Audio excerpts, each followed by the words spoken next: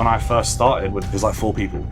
And we're now about 60 people. We've had to put new projects on a waiting list. It's difficult to have enough faith and trust in people that you hire. So it's kind of a feedback loop, I would say. The way that most people learn that is just through experience. Agency business has a lot of repercussions, which you need a very aggressive management on the top. We find the right person before we take on a new work. I respect the people who do that kind of selling. It takes a lot of thick skin to do that. The market is always changing. Google algorithms are always changing. It's all hype. It's not worth it. I actually got fired from there because I was too slow. Removes the fear of rejection. If you're too rigid, things will crumble very, very easily. That's the high ticket game. But then when it came to the proposal being sent out, no one was signing and paying. You're only as strong as your weakest player. Using words is like a game of chess. Keep things to the point. There's no fluff. What? Your budget was 0 and you acquired through to an SEO agency? So hello everyone, my name is Gundeep Singh Grover and today we are with a very special guest. His name is Rafid Nassir. Am I pronouncing it right? Yeah, people call me Raf. Raf, yes, of course. So thank you for coming and accepting the last moment invite. We will tell Raf to little bit introduce himself about who he is, what his current position is, and what's the work scenario. Raf, over to you. Yeah, firstly, thanks for having me on. I've been excited to do this with you, especially after that chat that we had. Yes. Yeah, so I've been selling for about a decade and a half. Straight after, I didn't go to university. Straight after school, basically, sixth form, I went and I got an apprenticeship. No, actually, no, before that I worked at Tesco. I don't know if you know, do you know much about the UK? Yes, Tesco. So we have like Tesco. Everybody knows about Tesco. Okay. So I did night shifts at Tesco. I stacked shelves. Wow. So that was my thing. I did that for like 5 months. And how many years ago? Oh man, that was when I was like, I think I would have been 18. Okay. So maybe, 18 at that point. Maybe 10 years ago. No, how old do you think I am? Do you think I'm 28? 30 something, 30? I'm 34. Oh, very good. Yeah. Close. So it was many moons ago, but I actually got fired from there because I was too slow to stack the shelves because I didn't have the speed of I just wanted to put everything properly where it should go, but that took too long. But anyway, so after that I got to find something that has normal hours where I'm not working at night. And I found, long story short, I found an apprenticeship at a SEO and PPC company. And it was near where I lived in Leatherhead. It was called Broad Place. They taught me a lot of stuff. I had no idea about what Google ads were or back then Google AdWords. And I had no idea that when you put a search into Google, all this stuff happens behind the curtains and you got the ads at the top. I was like, this is a completely new world for me. I was a kid basically, right? And all of a sudden the next day I was selling it to people over the phone. So I had to learn very, very quickly what ads were because I was selling PPC as well, even though now we only do SEO, TSI, but I was selling PPC for a while. But yeah, from there I went to this other place that wasn't in the SEO PPC industry. It wasn't in the search industry. It was basically selling ad space on a site. It was like part of this PLC, and it was like Wolf of Wall Street style selling. Everyone's standing up, they have these high desks, and you have a stool, but you don't even use the stool because you're standing, and everyone has these headsets on, and you don't take no for an answer. You basically the conversation only stops when the other person hangs up. So it's like you don't take no for an answer, and that was that's completely different. I mean, I respect the people who do that kind of selling. It takes a lot of it takes a thick skin to do that. And I learned to do that. Isn't that helped you somewhere maybe? It has, yeah. Yeah. It has. No, it definitely has. It's helped me to not take things personally. When people say no, or someone says they're not really looking for this sort of thing right now, and just yeah, that's totally fine. And sometimes the person feels bad for saying no to you, and you're like, well, don't worry about it. Especially when I'm working with a white labeler, someone who's reselling our service, and he doesn't succeed in getting the client on board with him for us to do the service for him, and he comes back to me so apologetic. I'm like, hey mate, it's fine. This is just part of part of the game. It happens. Don't worry about it. Just next one. But so it's taught me that dance, you know. So from there, I was like, I like more of a consultative approach. I don't like to just throw something at someone. You interested? No, all right, fine, whatever. And I like to really understand the person I'm speaking to. Yes. I think that's the high ticket game. Yeah. That's that separates between the lead generator and nurturer and the closer. Yes. The closer. I call it a daily soap sales guy and the premium kind of difference, which I can feel. And both are important. Yes, both are important in the sales world, but now less so. Now that we have ways to generate leads. Yes, but I think it's the journey. You cannot just do that without knowing that. I think it's how you you ever in your life you've done that. Maybe you've tried, or maybe when you entered, when you were just saying that we did not take no for an answer. I think that was the time when you kind of learned that. Like call it in our, like you sell comb to a bald kite.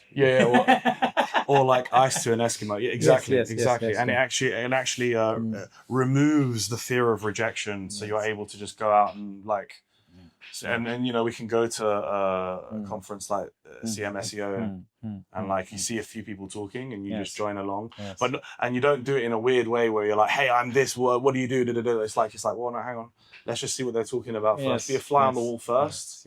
And then join and chime in. Oh, yeah, that's true. While they're talking, then you enter the conversation. By the way, that's a very delicate dance to do when you're entering a circle of people that are already talking. You can't just go in there and bulldoze your way in and just change the topic because they're in the middle of something. But also they're inviting you in because you know if you've got people standing in an open circle, you know what I mean when I say that. So you have a closed circle where they're locked in. They don't want anyone to intrude. Yes. But you can tell when the circle opens up, they're open to having someone join in, but they're still locked in. Right? So it kind of goes, the circle goes like that a little bit, and there's a little gap there. And that gap is for someone to just come in. But if you come in, you can't just interrupt and change the flow of conversation direction. You just come in and be like in the flow. In the flow, you just listen first. I think the way that most people learn that is just through experience. Just going to these networking events and conferences and doing it the right way. I have so much coming in my mind. What we're going to talk about is in this podcast about sales, about how an agency works, how the setup is, how a high-level, high-ticket agency like the search initiative, like one of the best, works in the world, how the ops are done, how the sales is done, how the client is prospected, how the quality measures are done, how the promising is done. It's going to be a complete blueprint of what from a lead to sales to nurturing to the end of the funnel, to the delivery, and then to an experience, and then to massively scale the whole roadmap looks like. So guys, you're getting $10,000 private consultation for free, I think. So stick till the end. We have a lot of things to discuss, and moving on. So Raf, can you tell me your current position exactly? I mainly overlook the sales side of things. Okay. Get involved with the marketing as well. Conference and what we're doing where and what kind of event. So for example, the boxing event, I was heavily involved with the coordination of that. Although we had Nietzsche, who's Matt Diggety's personal assistant. She's brilliant. She helped massively. I basically curate. I concoct the sales process for the company, and that, arguably speaking, affects the delivery. Because it sets, because how you sell the service in many ways can set the expectation for your standard of operation. So if you, in conversation with someone has a requirement for something, and while talking to them, you don't see why that would be a problem. Yeah, we can do that. And actually, that sounds like a very sensible request, and we are the service provider that specializes in that kind of thing. So yeah, we can do that for you, kind of thing, right? And then that kind of sets the standard for the delivery, even if they're like, oh, we've not done that before, or we don't have the specialist who does that yet. It's like, well, okay, fine, but we can put them on a waiting list until we do. Or you find a solution, but it's like we should be able to provide that solution. And that's based on the sales process. It's like, it's a lot of the the stuff that you get from the sales process feeds into how the company operates. So it's kind of a feedback loop, I would say, that you kind of, when you discuss it with the clients, and then at a point you feel that this is something we are missing maybe in the puzzle. Yeah. And this is something we can add up, but it's not any Tom and Dick and Harry suggestions. It's a very decided kind of thing that okay, this is overall, we see that like this is the inquiry which is coming up. This is a kind of a sub-service we can. It's not everything you can do. No, and you don't do that. That's a good point, and right? I was gonna balance it out with that. It's a really, really good point. So because like it's not like some. Every time there's a request, we alter our service for that. No. It's like if we spot a pattern, you do like you put feelers out over time, and you see what the general response is to a certain thing. Like, so let's say, for example, we change our service in a certain way, and then I see over a course of 2, 3, 4 months, people are responding more negatively to that, and I'd be like, well, things were going a lot better and we had less objections when this thing wasn't in place, for example, and then and then that would affect the service. That would like revert it back to something that worked better, or make a little compromise where actually it now works better than it did before, but now we have this advantage of what we tried to do with the movement. I don't know, but that's just kind of branching out from the point of how the sales process that is curated, and that's part of my responsibility, how that actually affects the whole company and how we deliver the service. And it's a trickle-down effect. Perfect. Is it like you have that, so we can say that there's an evolution process to the agency, and it's a never-ending process that you always, when you joined, and when you are at what point you are, and maybe in the next 3 years or whatever, it's kind of that every company you work with, or right now you're working with, you've seen an evolution, and which is an ongoing process. Correct. Of evolving. Correct. It's not like that you've mastered one thing and you can, like, it's not a product, right? So that is, I think, the difference between an agency who is based on a service, which is not a very popular thing right now when we talk about 2025, because many things are moving towards SaaS and productizing things, but at the same time mastering the service is something a big deal. But it is too much of evolving and getting the feedback loops and understanding, making the process better, fixing. So it's like a factory. Sometimes like you need to fix this, sometimes you need to put oil there, sometimes there's a fire, so there's so it looks easy on the surface, but I think agency business and this business has a lot of repercussions, which you need a very aggressive management on the top, or maybe on every level you need people who are action takers and kind of ready for anything can happen, like that situation. Correct. But I think being one of the best agencies in the world and having a name for yourself, but it obviously adds up to a lot of things, but still it doesn't mean that you kind of doesn't face any problems. You have situations, you might have bigger situations. I must say, it's not like that you're the best, so the client would just say yes, okay, I'll client Correct. ask questions, clients ask explanations, clients has certain expectation, maybe more expectations. So how does that work? So you've asked some really good questions in that one thing. So all right, so I'll start with the what you said at the beginning in terms of how the company evolves. You're absolutely right. There are differing reasons why the agency would change over time. One of which is that the market is always changing. Demand is always changing. Google algorithms are always changing, right? And it's about having a perfect balance between chaos and order. Because if you're too rigid and you're not inclined to change much with how you adapt and how you're structured as a company, things will crumble very, very easily. And if you're too like, oh yeah, we'll do this new thing and we'll change this whole process, you're not going to move forward. It will just fall apart. It will just like melt down, right? So, but I can tell you that over the past decade that we've been in operation, the company's business model as an agency has changed multiple times. When I first started with the agency about 9 years ago, it was like 4 or 5 people. And we're now about 60 people. But back then it was like we had one guy who was like 1 or 2 guys who were like the SEO specialist. It was a very boutique operation. So he had very few clients. And they would also, so they would be the SEO experts, but they would also handle the projects and they would handle the communication. And they would help with like with special cases. They would help with like little assessments for a pitch for a new project. So these guys were like the bottlenecks for the company as well as the powerhouses for the company. So anyway, but like, and this is actually why the biggest struggle that a company has is when they go from small to medium sized. That scalability. The most frequent thing that you hear at masterminds and at all these different things is how do I scale? How, you know, you got this guy who's doing really, really well, or girl doing really, really well with their agency.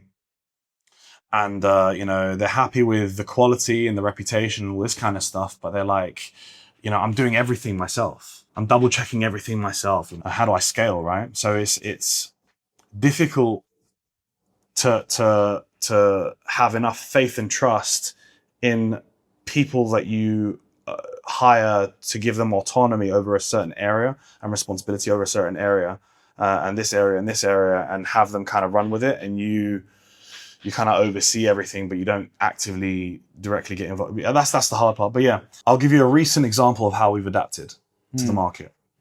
5 or 6 months ago, after about a year of testing, we decided to do, all right, let's do an AI SEO service. Okay. Specifically AI SEO service. We've got enough data now from our testing and all the research that we've been doing to know, like, it's pretty straightforward to know like how to get people appearing in LLMs. Like it's like, it's not actually that, you know, and that could be probably a different conversation, but yeah. So, but yeah, so we were like, let's sell it as a service. And we found that, all right, when we marketed it a little bit, we pushed it through, you know, Matt's videos and this kind of thing. There was a lot of hype around it. People were very excited about it. It's like, oh, AI SEO, yeah, blah, blah, blah. It was all hype. But then when it came to the proposal being sent out, no one was signing and paying. People were reluctant to exchange their cash for this service, and understandably so. There is too much nebulousness and uncertainty and lack of data in terms of actual ROI that can be achieved from AI SEO at this point. Exactly. Because we don't have volumes for how many times people put You in don't a have certain... track of much of clicks. It's more of branding. You gotta set the stage, I think, right? Expectations. It's almost more of a vanity thing right now. Yes. It's like clients want it, but they don't want to pay for a separate. Yeah, exactly. But the ones who can pay for it are like the bigger corporates. Yes, but it's for them as well. I think as an add-on, maybe for the regular SEO add-on, maybe. Add-on. Yeah. Yeah. So this is what we were thinking. We'd do it as an add-on, because you can make the argument that like the bigger corporates are happy to take that risk and invest in it, and even if it doesn't make them an ROI. It's like bragging rights for them and this kind of thing. Oh, look, when you ask ChatGPT this thing, it recommends us, right? No, we do the same kind of. But, and it goes back to these shady SEO operators where it's like, oh, look, you're on first place. But for what? Oh, when someone types in this really obscure keyword that no one is searching. Yes. Right? So it goes back to that. And it's the same thing with the lack of data and the nebulousness around AI SEO, because you don't know the volume of prompts that someone put in. And it's not just a prompt, it's a chain of prompts. And also the kind of prompts that people put into ChatGPT and Grok and all these, like, they're not usually direct commercialized intent prompts. They're research led. Like up until a couple of years ago, everything was just in one place on Google. People would ask Google, buy this, that, and the other, or they would say, nearest this near me, why is the sky blue, what is the meaning of life? That everything would be on Google. They'd ask Google everything. But now we're seeing a schism in intent, where you have those informational problem-solving things. My dishwasher's showing this error. How do I fix it? Like all of these kind of things are going towards the chat GPTs, right? The Groks, the Perplexity. Whereas the direct commercial intent searches remain on Google. They're not going anywhere. They're unfazed. They've unwavered, right? Because of this nebulousness, we thought it's not reasonable for us to expect people to buy into this. Okay. As a separate service, as a separate standalone service, for us to market it separately. So we thought, well, let's just combine it with the full SEO service. Yes. Okay. The full SEO service is based completely around ROI anyway. Of course. So if there are any AI SEO efforts or GEO or AEO, whatever they're going to call it, we could gather enough data during the campaign to think, all right, actually, this could be beneficial for you because you're getting some LLM traffic, and it seems to be like double the conversion rate of organic traffic, which is very impressive. So it might make sense for us to invest into this for you. So all we're going to do is take the monthly budget that you pay us anyway, and prioritize the resource more towards the AI SEO specific actions, because there's a 20 to 30% overlap anyway between traditional SEO and AI SEO in terms of what works for both. But there's some exclusive stuff on the AI SEO front, like Reddit presence and non-linking citations and things like that, right? That have a negligible to no impact on traditional SEO. Right, so we could lean more into that stuff if we see a reason to do so. Yes. So that was a recent decision that we made, and that's changed that slightly. Small increments, right? It's a balance between chaos and order, like we were saying, but it's slightly changed our business model. Okay. I have a follow-up question. Okay, you might agree to me, or you might totally disagree to me. Okay, you've mentioned that you've worked in a setup where it was 5 to 6 people, and then kind of scale it to 40, 50, kind of that, and maybe more. Sometimes I have seen that when you are at a scale, you are at a level, you are doing pretty well, but when you tend to scale more, so you lose the sweet spot. And I think many people or many agencies, many companies lose it there. Let's break it down with the number of revenue and people, okay? For example, you are 5 people and you maybe do 500K or 200K a month, which is a good situation to be into. Initially, it's maybe small agency kind of setup. But then you want to make 1 million. And for that, maybe you need 50 people. Sometimes it happens that the ratio is completely off when you try to scale. There's a sweet spot we've seen. It's not like that you add up people and that's the ideal scenario everybody wants. But at a point, sometimes you incur more cost to scale, which is sometimes you feel, oh, that was a better situation, better revenue. But now it's more futuristic than we have an expectation that now we've done this setup, now we make that money. But sometimes the journey is not very smooth. You add up people, you add up revenue, and it goes to this. So what do you have to say on this? And this is going to sound really harsh, right? And it's going to sound very, very, in fact, you probably don't get a lot of people saying this, but it's just the truth. From what I've seen, the reason why people have that difficulty scaling when they add in more and more and more people is they bring in people that are very subpar. They bring in juniors, and they bring in people that are cheap, and they bring in people who don't have much experience, that are learning on the job, that kind of thing. And they just kind of throw them in the deep end, and they take the risk with someone who's new, and they could swim or they could sink, and so if they sink, oh, that's not great. Well, it's all right. We'll sort it out. Okay. But, we're firm believers in the fact that you as a group, as a team, you're only as strong as your weakest player. So we don't play around with hiring weak players. We only hire A team people. Now, if that means that we're not able to scale as fast as we'd like, so be it. We've had many situations in the past where we've had to put new projects on a waiting list. Just because you don't have the bandwidth to fulfill. Correct. Yes. So we're quite fortunate in that, Matt is very well liked, because he gives out a lot of value. And he always has. He's always cared about his audience massively, and he's always thought, well, I need to give people a reason why they're coming back here, and you know. So he's always had a lot of demand, and we've as a result of that, we've always had a lot of demand for our service. So the demand has been in excess at some points. In excess according to the bandwidth that we had at that moment. Now it's, you know, we've had enough time to be like, okay, well, we can quite easily expand and all this kind of stuff. There was a 2 or 3 year period where every 3 or 4 months we would have to put people on like a 1 month waiting list whilst we expand. And we're not just going to hire anyone and, oh yeah, by the time the deal comes on board and by the time we start with the project, we should have someone in place. It's like, no. We need to make sure we've got that capacity in place. We find the right person before we take on any new work. I have a question to this. There are 2 aspects to this. One is quality control, because you're very much aligned that I need the quality. I need that kind of because it's about setting the standards, right? But isn't it personally sometimes hard for you to as being into the sales, as being leading the sales?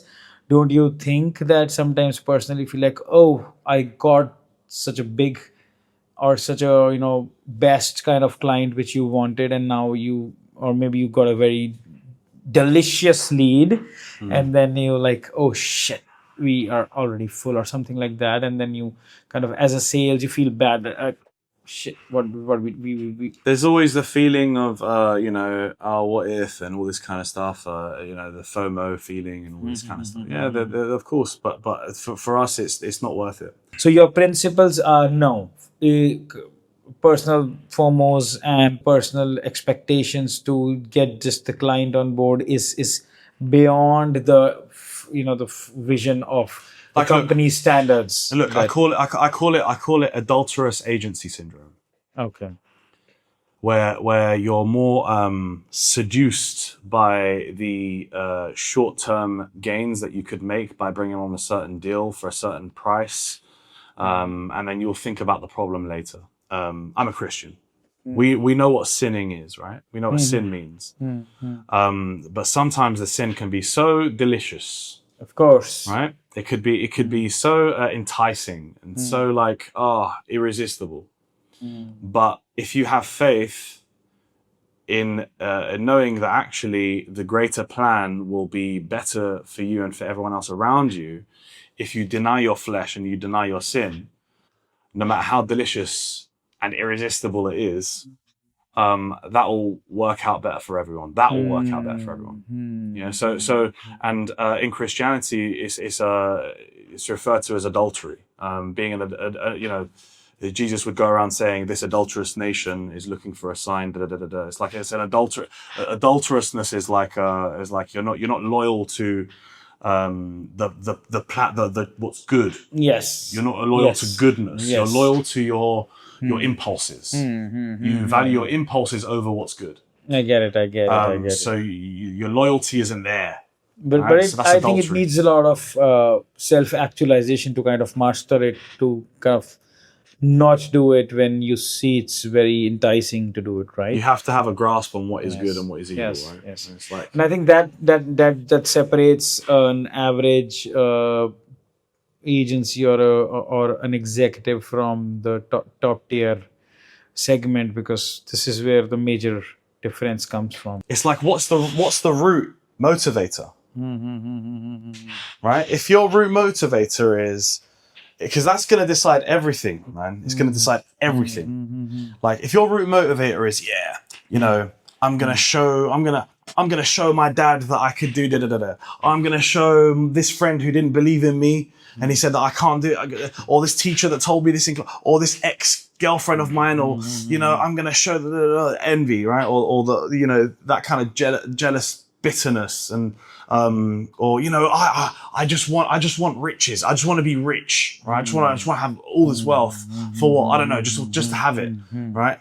Like if your motivator is greed, lust, envy, any of these objectively evil motivators, then what's going to happen is you might even sprout something. You might make something happen, but it will droop very, very quickly. It will wither away very, very fast. But if your motivator is, and again, like this is going to be very corny, right? But I believe that society has made good things sound corny, right? But if your motivator is actually love, and what is love is to will the good of the other, right? To enable the other person to be more aligned with the best version of themselves. So if that's your target audience, you want to love your target audience, to align them with what is good, right? To align them with ROI, so they can feed their family, right? It's because you love your target audience. You're not just looking at them as a cash cow. If that's your motivator, then everything that comes from that will prosper. And one example of that is how you grow your team, or the maximum capacity that you take on. You're going to think, no. We want to keep our eyes on what's good rather than the delicious sale that's in front of us. You're going to be more motivated to choose what's good because the origin of that is you having love for your target audience as opposed to you having love for yourself. Because if the origin is you having love for yourself, what's stopping you from taking on that delicious self? Nothing. That's going to be a more sensible option because the whole point is love for self. That's the whole point of it. Whereas if the whole point is actually it's to love the target audience, to love others, that's the motivator, then that becomes a silly decision. Got it. To choose the delicious sale. Okay. Alright, time for a sponsor break. This episode is proudly sponsored by Kings Digital, the marketing agency that I, your host, Gundeep Singh, co-founded. At Kings Digital, we specialize into scaling businesses, optimizing growth strategies, and turning your ideas into brands that people can't stop talking about. You might be thinking self-promotion in your own podcast? Well, that's quite bold. That's because that's exactly what we do for our client. Bold strategies that bring results. So if you're a business owner or an agency wants to level up your marketing, your processes, whether it's SEO, ads, social media, performance marketing, we're building a killer brand presence for you. If you want us to audit your website or your ads campaign, just fill up the form below. We will get back to you with a full-blown SEO audit, a complete 6 to 12 months SEO roadmap tailored to your business, and a step-by-step video walkthrough breaking down exactly how to fix and scale your organic traffic. This isn't some cookie-cutter checklist.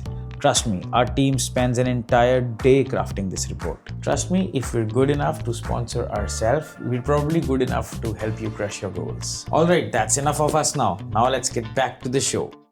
Now let's, I think, get deep into more sales now. Let's do it. Yes. You have the best scenario. You have the best company, of course. The best people to work with.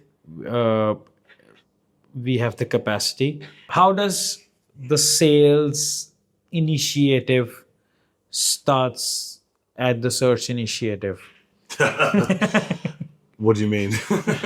I mean, like, how is the initialization process? Like, how do you what's the step one of your process of sales? So you want me to take you through the sales process? Yes, from the zero step. From the top? Yes. Okay.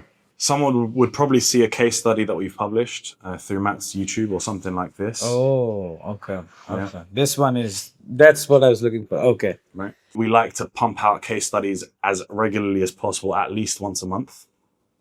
And not just say, this client got X amount of increase because we built some content for them. It's like, we like to get like to get stuck into the technicalities of exactly what we did. We actually like to give value away when we do the case studies, as opposed to just sell our agency. Again, that's the Matt Diggity style. Is when he makes posts, when he talks about SEO and this kind of thing. It's not just a marketing ploy. He actually genuinely wants to give value to the people that is visible from the post. Right. So staying true to that ethos. That's how we do our case studies, right? So it usually starts off, someone knows about Matt or has just watched one of his videos or has been following for a while or something like that, or was introduced to us or is a friend of a client or whatever, right? And then they would inquire through to us. So the sales process is this, we need to qualify them first. So we need to firstly, because to preface the next stage, not everyone is eligible for our service. Yes, you told me that Exactly. yesterday. We Yeah. discussed, So we have to be very, very careful with the kind of project that we take on, because again, everything is centered around ROI, starting from the kind of projects that we accept. If we don't believe that ROI and when I say ROI, I've got to be specific here. We like to be specific. When I say ROI, I mean at least break even profit, not revenue, but profit for the client by month 6. So whatever they pay us in month 6, the profit that they would make from the excess organic traffic that we would generate for them would pay for the service, right? If we don't think that that's possible, or if we're uncertain that that's achievable, then we would turn the project away. If we think that it's likely that we can do that, then they've passed that first test. You're just saying that breaking even what client is paying you, right? So what in the 6th month you've got to break even of the profits for the client. Yeah, so let's say, for example, our service will cost the client 4K a month, right? They're paying 4K per month, yeah? So, and their profit margins are 40%. They need to be making 10K a month in extra in revenue by month 6 from organic traffic in order to pay for our service in month 6. So 10K, they need to be making 10K, and 40% of that is profit. And that will pay for our service. Yes, that adds up the math. Yeah. If we think that that's too ambitious and that's too crazy, based on some of the things I'll walk you through in a minute, then we'll be transparent. We'll say, hey, look, we don't think that you'll get ROI in 6 months, like break even ROI. So we're not confident to take this project on. But we would recommend this other thing, or we would recommend you do this instead, or we can do this one-time audit for you, or we'd recommend you do this other form of marketing first. Right, we recommend you do PPC or something like that. I don't know, whatever it is, right? Well, we don't do PPC. We don't, we only do SEO. But so that could even mean like referring them to someone else. And I'll walk you through how we gauge our confidence levels. Remember, the priority is we need to be highly confident. Yes. That a break-even ROI is achievable from their profit by month 6. So the way we do that is they inquire through. We need to then do a light analysis of their site. So one of our technical managers from the tech team will do like an hour or so of work just to quickly assess the site. But, and this is really important as far as the sales is concerned, when they inquire through, I tell them from the very, very beginning that the minimum that we take any project on for is $3.6K US per month. Okay. I tell them that from the beginning. That's the minimum budget that we play with. The step 1, that's the step 0, that this is something this is the bare minimum we do. That's the bare minimum. And if you are like, if this something is not making sense to you, you may not kind of, so it's very easier to filter out. This is the first filter. It's the first filter, yeah. Hey, we got to make sure that it's affordable, right? Yes. So literally the first email that the person gets is, oh, you had a look at your site. It looks like it looks quite nice. You got this. Oh, wow, you've seen quite a big drop, or whatever it is. Like whatever quick things that we can see, the glaring things that are like, okay, this is worth mentioning. Right, and then we say to them, well, look, also just to let you know, ROI 6 months, not every project is eligible, so we have to do some checks. And then at the end of that email, I say, can you please fill out this questionnaire so that we can get all the information that we need to give to the technical manager, so he or she can do their thing, right? So that's the first quality check. If they can afford it, they'll just say, fine, cool. They'll click the questionnaire and complete it, and then I can take that as, oh yeah, you can afford it, fine, no problem. Sometimes we get a response saying, yeah, I mean, it's doable, but I need to know what I'm getting. I'm like, yeah, perfect. I'll explain that during the process. I'll clarify everything for you as part of the process. You'll know exactly what you're getting by the end. So don't worry. So, but I'm just glad to know that it's doable for you. So that's a tick from my end. So okay, so could you complete the question? Or they don't respond, and then there are chase cycles that we have for that. So with our CRM, we've set up chase cycles for basically everything. When someone doesn't respond to an email at different points of the sales process. So if they don't respond to that point, we'll say, hey, still waiting. We need to complete that questionnaire. We need to do that so we can do our free assessment of your site. So, and if they don't answer that, then we send a kill message. And the kill message is, hey, I'm assuming SEO is no longer a priority for you. Oh, nice. You like that? You like that? You like that? I like it. I like Do you know why that? Do you know why that tickles people? Yes. It tickles people. Do you know why? It's because you're placing an assumption on them. Yes. Oh, I'm assuming that SEO is no longer a priority for you, so don't worry. I'll mark this as closed. But if that changes, let me know. It's Very nice. No, SEO is a priority for me. No, I'm just a bit busy right now. So no, keep me on the call. Oh, no, actually, get back in touch with me maybe in a month's time because I'm around.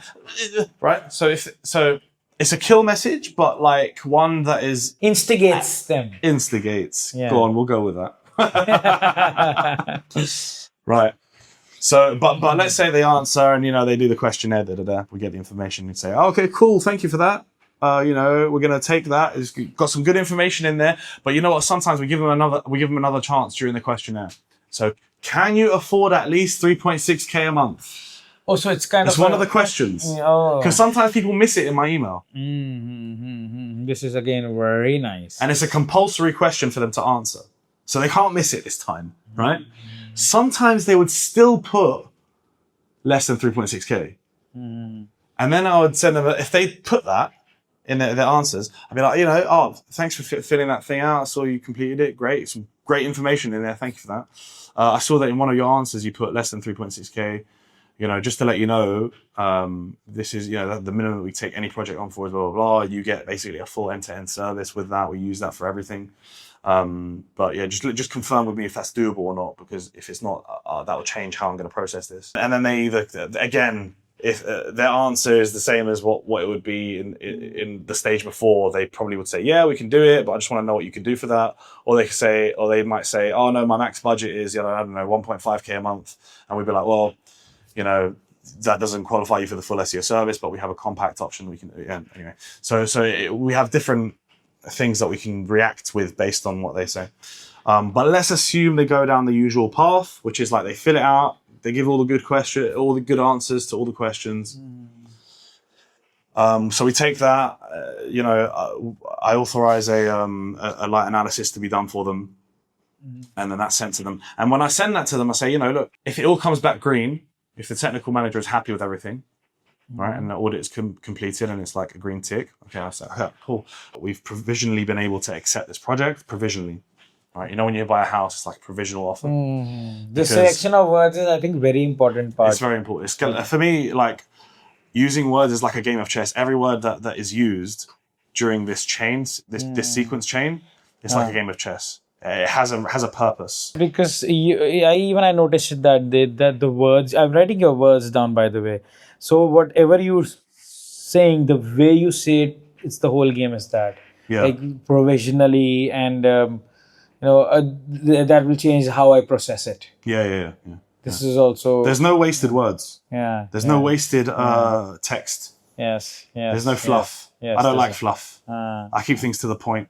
Yes. And marketers, how they do like a part of a sentence, full stop, next line, as opposed to doing a full stop and the continuous sentence and it goes on forever and the whole paragraph. No, I don't do paragraphs. I do one line, and then maybe double enter and whatever, because it's easy to read. But yeah, each word, there's no fluff there. So let's assume everything comes back great, and we've provisionally been able to accept this project. All looks good. There's clearly some good potential here, but like there's some work that needs to be done in order to achieve that.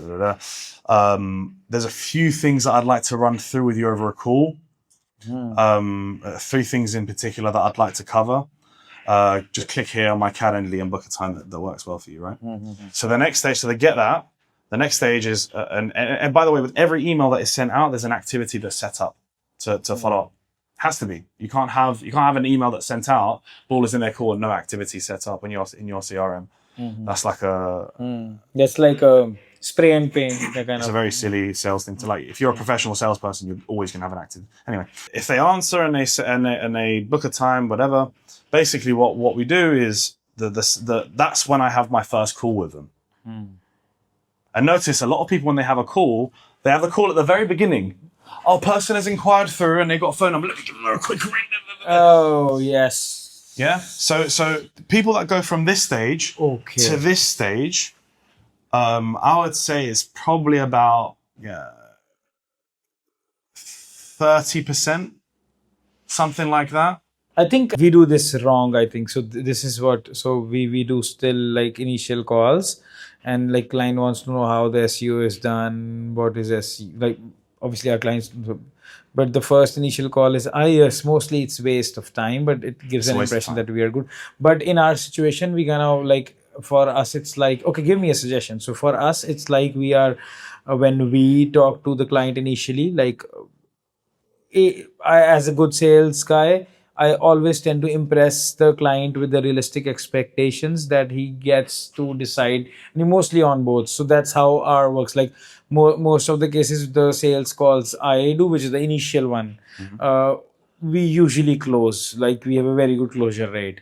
But the problem is that we do it initially, very initially, and then we have the questionnaire, then we have that stuff, and then the funnel takes more time, because then there's ups, downs, questions, answers, and but there's a difference. You got inbound more, and people know that what kind of quality SEO you're doing. We kind of have to explain it to the quality. Maybe it's the brand, maybe it's the difference of branding, maybe it's the difference of we not showing off or showcasing our services online that much. In your case, you've got a cherry on the top advantage of mad diggity being there, right? So are these things also mattering, like, because you don't have to initially prove your point, basically, that what kind of quality you have? Maybe slightly, but not enough to dictate an entire shift in sales process, like the Okay. reputation. Okay, Because okay. people are still going to be qualifying your solution in comparison with other solutions that they're talking to. Okay, Like people are still talking to like 2, 3, 4 other agencies at the same time as talking to us. So at the end of the day, it still comes down to the offering. Our reputation gets our foot in the door and allows us to be one of those agencies. Yes. But beyond that, it doesn't really make much of a difference. Okay. The difference that's made is actually like the selection process is based on the content of the offering, and based on the ease of talking to you, the ease of extracting information from you. Does this make sense? Are there any red flags? Are you contradicting yourself in any kind of way? This kind of thing. So those are the things that really decide the sale. Not really. The reputation can only get you so far. Reputation is great for getting your foot in the door. Nothing more. Nothing more. Okay. Now you motivate me. unless you have a family friend of the person who's the prospect, or you have like an inside contact there somehow, then there could be additional influence. But if it's just reputation, again, it's just the foot in the door. Question. Being extrovert and being very kind of, you just said you don't waste words, and I see that in your conversation, and especially the examples you've been sharing, which are, you just do da da da. But for me, it's very important when you just say the how much you say it's important for me. But me being me, and I've like experienced a little personal side of you, not much, but the way we met that day, we kind of spent some time together. So, but being more into being able to talk to people easily, so we tend to speak more. Isn't and at the same time, you say that you just use very safe or very limited words, which makes sense. Isn't that these two opposite things? Like you can like, as a salesperson, you tend to be very much sometimes excited about things, right? So but you can say a little more on the maybe calls, and at the same time you also select your, so how does that That's a really great question, happen? because it plays on two things. Firstly, so the first part of the answer is actually people tend to like the discussion that they have with you more when they get to speak more. Yes, that's what my point is. And Yes, when they feel like you got it right. they've been Yes. listened to. Yes. Right? In fact, I think I can't remember. Don't quote me on where this is, but it's somewhere in Proverbs in the Bible. It says that even fools may appear to be wise if they keep their tongues under control, if they reserve their speech. So that's the first thing, right? So actually, you can oftentimes, just by asking people questions and get people to vent their frustration with certain situations that they're in, and so on, and just listen to them. Actually listen to them. Don't just like, okay, I'm supposed to be quiet now and just let them talk. No. Actually listen to what they're saying actively. You know, people can tell when you're listening or when you're not. They can tell. Even when you're not talking, they can tell you. That makes the person feel as though you get it. You know, their effort isn't wasted on you. And then they've invested in you. Because they've invested their energy in explaining something to you. Yes. And this person understands me more than a lot of these other people who don't get it already. And he hasn't even said anything to me yet. So now there's skin in the game in their approach with you. Oh, and they've invested into you now, right? Okay, so that's first thing. And the second part of the answer is, when you speak, you shouldn't use fluff. You should be as compendious with your speech as possible. I think I need to work on this. You have to be succinct. A good thing to do would be to expand your vocabulary as many ways as you can. Like when you hear a word that's like, oh, that's an interesting, like compendious, for example. What does that mean? I'm going to let me go and search that on ChatGPT or whatever and see the definition of that. It means that. And you kind of repeat that meaning of the word and you really learn what it means, and then you actually start to use it in conversations. Yes. And actually, a lot of people mistake doing that with, I just want to sound smart. No. When you gotta overdo it. When you use these kind of words, these words are part of the English vocabulary for a reason. It's because there's this one word that can be said. It sounds a bit technical, but this one word replaces like 5. And it's used in one and has a particular usage. And if you use it at the right moment in time, how you speak directly connects to how you think. So when you speak more clearly and you speak more concisely, you can think more clearly and think more concisely. Wow. So once you expand your vocabulary, you can actually start to clear your mind. You can start to organize your thoughts more efficiently. So that's the second part of the answer is, you listen as much as possible, and then when it's your chance to speak, you must be compendious, concise, succinct, to the point, direct, honest, earnest, sincere. But I think it takes a lot of time to do this. This is not a one. It takes experience. It takes experience, and I think it's a long-term journey. Look, if you were to ask me as well, Raf, because I do Brazilian Jiu-Jitsu, Raf, how do I get to a point where these brown belts and these black belts, how do I pass guard in this certain way, and how do I blah, blah, blah. It's like I can explain the process to you, and you probably get it. You probably understand it if I explain, you put your hand here, you make this grip, and you do this, and da da da da da.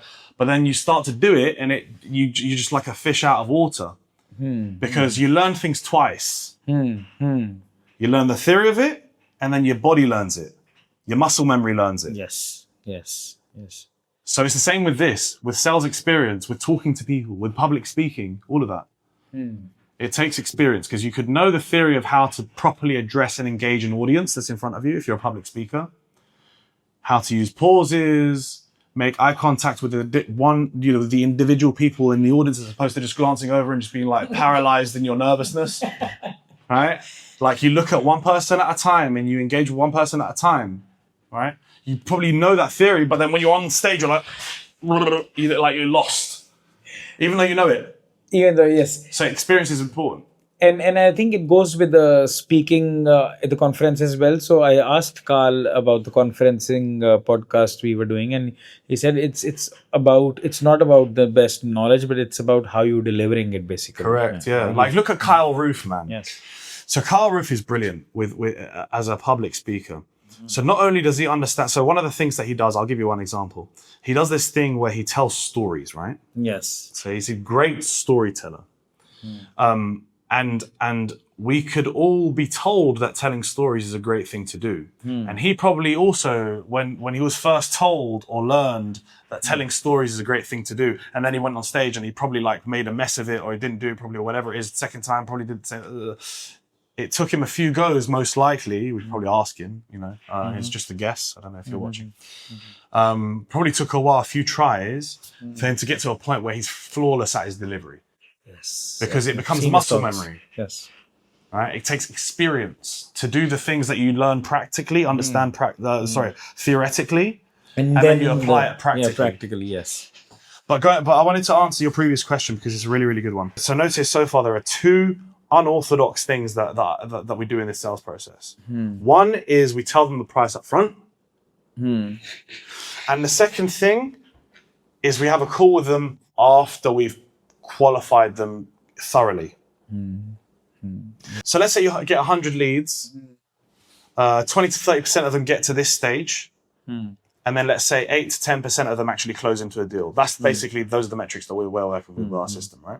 So you're calling 20 to 30% of the leads. That's doable, that's manageable. And like those who don't close right now, they'll remember you and they'll come back and all this kind of stuff, right? But you're not having conversations with people who can't afford the service, people who just want to get a freebie and all this kind of stuff, right? Because there's a lot of people who inquire through and they just want a free audit. And we've put this system in place to avoid that. So because it is a free audit, but we're not doing the free audit. Resources. Yeah, we're not doing it. It takes an hour and a half of an analyst's time. Like it's like a technical manager's time. Yeah, so it's like a couple £100 or something. Right? So we're not just going to do that free for everyone who asks just because we want to just give free audits away. We're going to do it as part of the consultation approach. Just like when you go to Turkey and you want a hair transplant. Not that saying that I'm going to do that, right? But like, you get a free consultation first. You sit down with whoever the doctor is or someone and they say, the donor area is it's a free. You don't pay for that, right? But you're not just going to go and do that just for the say, I want you to look at my hair. Like you're going to do that for a reason. But yeah, imagine you have, instead of talking to 20 to 30%, and these are like, if they don't convert now, they might convert later, or they might speak about someone else or refer to someone else, blah, blah, blah. You're just speaking to 100 people. Like 70% of which, at least, are just time wasters. True. Time wasters, or people who can't afford it, or people who trying to test out the waters. Yeah. Like literally, I can't tell you the amount of times someone's not passed this process and I've asked them like, hey, done one of the follow-ups and they said and they said, we can't afford you right now. And I go, so what's your, because that's one of the responses that we do is, okay, what's your maximum budget? Maybe we can, if you can't afford the service, what budget were you thinking about? Maybe we can do the compact service. Maybe I can, 0. What? Your budget was 0 and you acquired through to an SEO agency? Just for fun? Some people, like the balls on some people are like, it's unbelievable. It's like, what are you expecting? We're not a non-profit organization. Like, they also need something to. So you really have to, you can't just call everyone because you're going to get people like that, and you're going to call those people up, those people who can't afford it. You're going to call them and they're going to try and turn it on with you and schmooze you. So they're going to carry the conversation on. They're going to, yeah. I heard that. You guys are really you guys are, and you're going to be like, great. Yeah, what'd you know about us? Okay, cool, blah, blah, blah. And they're going to be, yeah. And my dog did this and my cat did that. And then I went to my mum's house the other day and and an hour and a half is gone. And so basically our budget's, the minimum, but basically the minimum you start with is 3.6K. And then, what? 3.6K? Yeah. I can't afford that, mate. I can't do that. It's like, after an hour and a half, wasted. Okay. A follow-up question to this, very pointed question. Short meetings or long meetings? What is your preference and how does it happen? How does it go? Usually? Like you plan, you go and you plan. Okay, we will do a 20 minutes meeting or maybe 30 minutes meeting. That's it. Okay. We'll be very pointed. Okay, team, let's do this. Or it's like, we'll see. Really, I love that question. Look at this interview. Did you go into this thinking, we're going to do a long interview? Or did you go into thinking we're going to do a short interview with quick rapid fire questions? I was thinking of a long one. Why? Because this was something. Because this is something very important. Program. But you weren't really thinking about the length of time because you booked this meeting for an hour and 15 minutes. Yes, I was like, for me, it's like on the go, pay as you go. So you didn't really have your eyes set on the actual length of time. Yes. But you cared more about the content that's in the conversation. Yes. And you cared more about, okay, I want to cover this question. I want to really get value in this footage around this topic and this topic and this topic, right? That's how I see the sales call at this point with the 20 to 30% of prospects that come through that pass to this stage. I have a set agenda. This is a mistake that a lot of salespeople make, right? They say, let's book a call because someone somewhere, their manager or someone, or they read in a sales book, get the people on a call as quickly as possible. So let's book a call is just like a knee-jerk reaction. It's just like when you go to these conferences and networking events, and you get the unexperienced people who they just before the conversation even starts, they just hand out the business card. It's like, here, take my business. It's like, I don't even know if I want to contact you yet, man. It's like someone somewhere has told them, just give out your details to as many people as possible. Or like when you've got kids who give out their CV everywhere, and I'm trying to find a job. It's like, how are you trying? I gave my CV out to like hundreds of people. It's like, well, that's not, so spray and pray method. Exactly, spray and pray, right? When I book these calls, I'm not doing it because someone somewhere has told me that I need to book a sales call. I'm doing it because there's actually a set thing that I need to cover in this call so that I can finalize the qualification process and make sure they are actually eligible for the service, and so that they can understand how we work as a company, because we work quite differently to other agencies, to other SEO companies. So there's a set thing, and I'll walk you through it in a minute if you'd like, what I actually like to cover on these calls. But like, it's not, I'm going to go on this sales call and just wing it and just say that I had a sales call with this person and as part of the sales process. There's actually intention there. It needs to be used. So sometimes these sales calls take like 30 minutes, 40 minutes, something like that. And sometimes they take like an hour and a half. But the agenda is set. But the agenda is what is important. And also it's pre-qualified. So it's coming from 5 filters. Exactly. It's gone through 1, 2, 3. The question is fill the basically 4 filters. What are the 4 filters, just to summarize? 2 hard filters, 2 soft filters. So the inquiry that comes through, there's like, we need to know the details, and if it's like a site that's like really bad, we'll say, hey, we can't work with it. So that's a soft filter.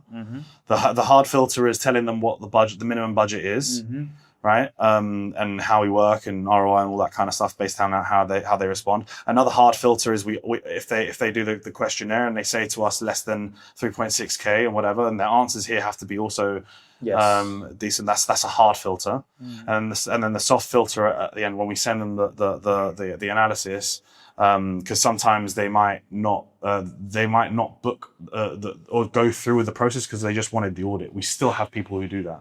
Even though they've gone through that whole process, they've done what they needed to do to get the free audit, right?